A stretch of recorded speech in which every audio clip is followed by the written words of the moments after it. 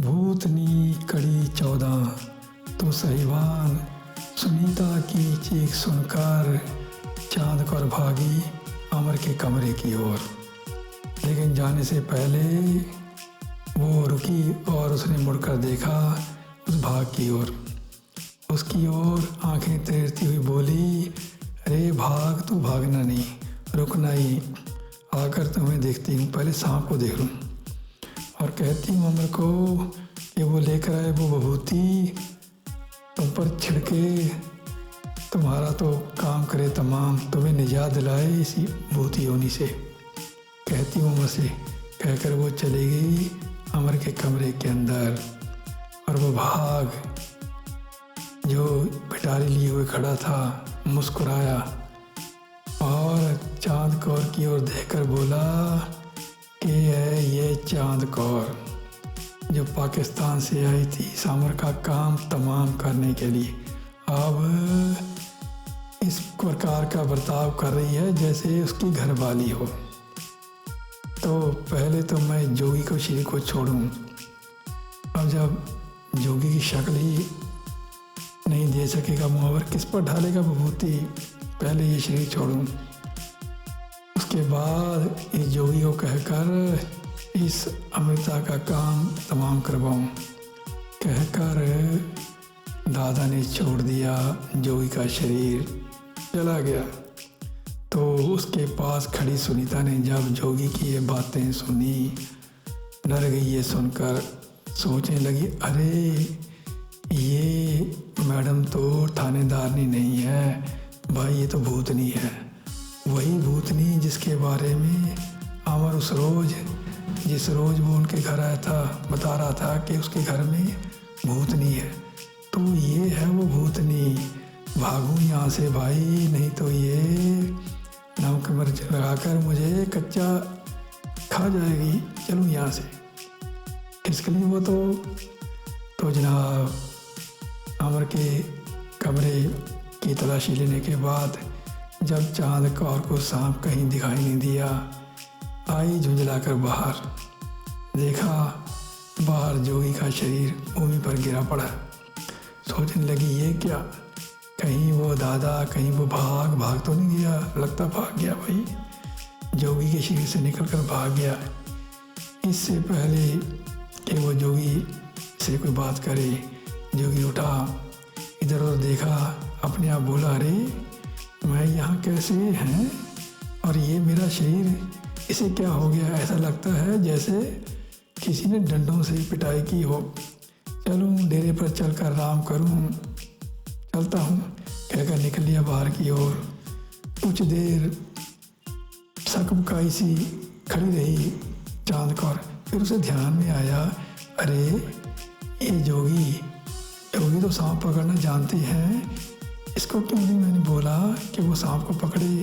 ओहो, अब तो निकल गया, चलो कल को आएगा, आज की रात मैं पहरा दूँ अमर का और देखूँ कहीं वो सांप अमर को काट ना ले, ना मेरे होते हुए अमर को कुछ नहीं हो सकता।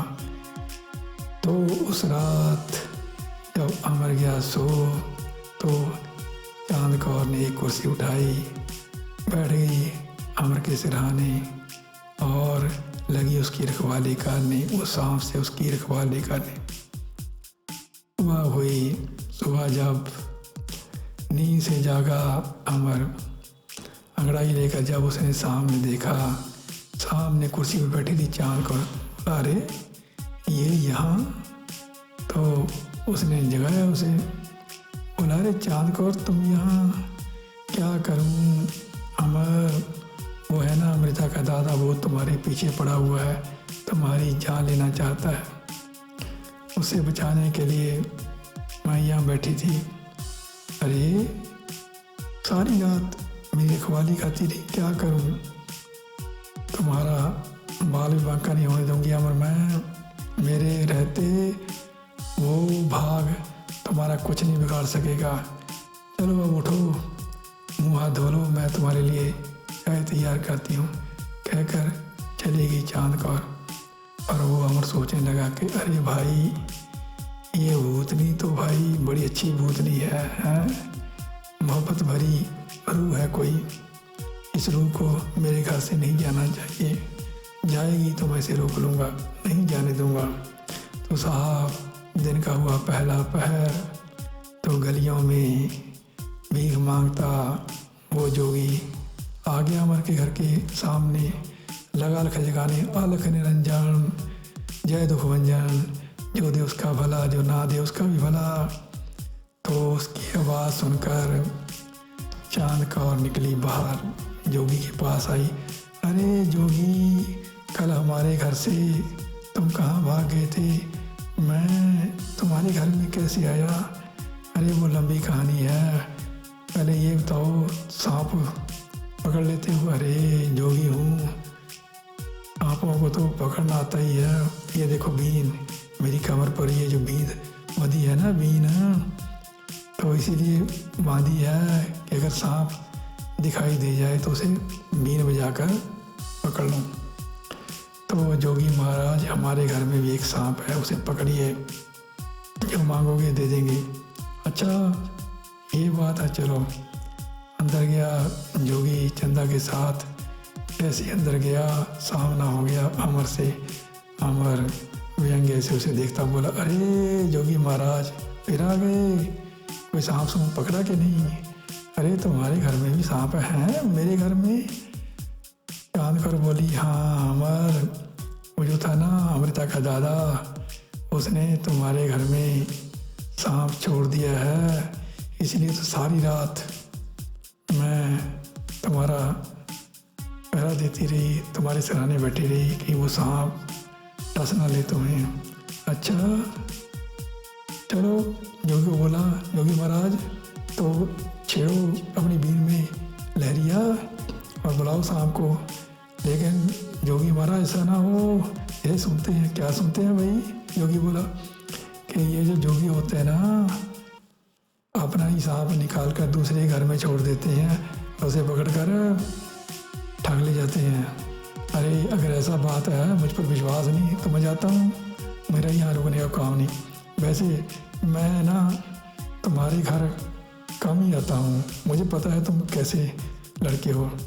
लगा जाने, चांद खोने से रोका। अरे अरे जोगी बाबा, रुको रुको रुको रुको, ये तो मजाक करते रहते हैं, इनके मजाक का बुरा मत मानना।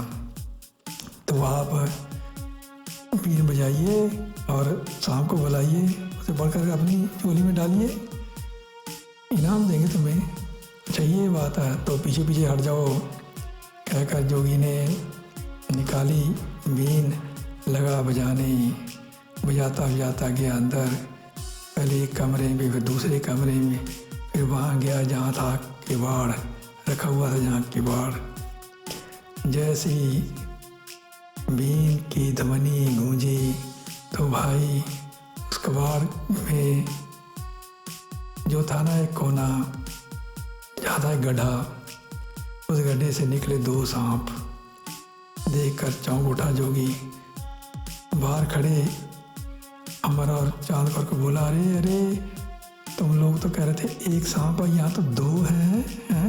ये क्या बात है? तो जोगी ने आगे बढ़कर सांप लिए पकड़ और बोला बाहर आकर कि आप तो कहती थी, चांद कौर से बोला कि किसी ने यहाँ एक सांप छोड़ा है, ये तो दो हैं। अरे दो? उस दादा ने तो, उस भाग ने तो एक ही सांप छोड़ा था, मुझे पता है, एक ही सांप छोड़ा था उसने। पक्का? हाँ पक्का। फिर ये दूसरा सांप कहाँ से आ गया? दूसरा सांप सोच में पड़ गए सभी। तो जोगी बोला, मुझे पता क्या लगता है। क्या लगता है जोगी महाराज? अमर बोला कि ये जो दूसरा सांप है ना, तुम्हारे घर में पहले ही मौजूद था। ज़रूर तुम्हारे घर में कोई खजाना छुपा है जिस पर ये सांप कुंडली मारे बैठा होगा, और ये दूसरा सांप गया होगा पहले सांप के पास, बोला होगा, अरे क्या है नाग देवता, माया की रखवाली कर रहे हो, ये माया भी किसी की हुई है, चलो मेरे साथ चलो बाहर, तुम्हें दुनिया की सैर करवाऊँ। तो उसको भी निकाल कर ले आया होगा भाई। ये दूसरा सांप तो ज़रूर दबी माया पर बैठा होगा। तो चांद का और अमर ने एक दूसरे की ओर भेद भरी नज़रों से देखा, मुस्कुरा दिए कि अच्छा अब मालूम हुआ कि घड़ा कहाँ दबा है। तो जोगी तो भाई सांप पकड़ कर जब लगा जाने, बोला अब भाई दो मेरी दक्षिणा। तो अमर बोला चांदकार को, चांदकार इसे 500 का नोट दे दो। अरे 500? 100 कम है। अरे जोगी बोला बेटी माया से इतनी मोहब्बत नहीं किया करते, ये माया किसी की नहीं है, 500 दे दो। तुम्हारे घर ना अगले साल एक लाटू जैसा, एक बल्ब जैसा बेटा पैदा होगा। अरे बोला मुस्कुरा कर अमर, भाई अब तो 500 देने बनते हैं। चांद को जाओ 500 ले कर आओ, चांद खुश कर दो जोगी को। तो चांद कौर मुस्कुराती चली गई अंदर और वो जोगी 500 लेकर चला गया। अब दोनों थे चांद कौर और अमर। अमर बोला चांद कौर तुमने देखा था कहाँ से निकला साहब? हाँ मैंने देखा था, बाहर खड़ी ने देखा था, वो जो उधर कोने में गड्ढा है वहाँ से निकले थे। तो वही गड्ढा है जहाँ छुपा है वो घड़ा जिसमें है सोने के जेवरात। तो आज ही खुदवाई करते हैं उस गड्ढे की और निकालते हैं वो घड़ा। कहकर जनाब वो बढ़ने लगा उस गड्ढे की तरफ और चांद कौर भी मुस्कुरा कर अमर की ओर देख रही थी। तो भाई यहाँ कड़ी हुई 14 ख़त्म, 15 आखिरी कड़ी कहेंगे कल। तब तक नमस्कार नमस्कार नमस्कार।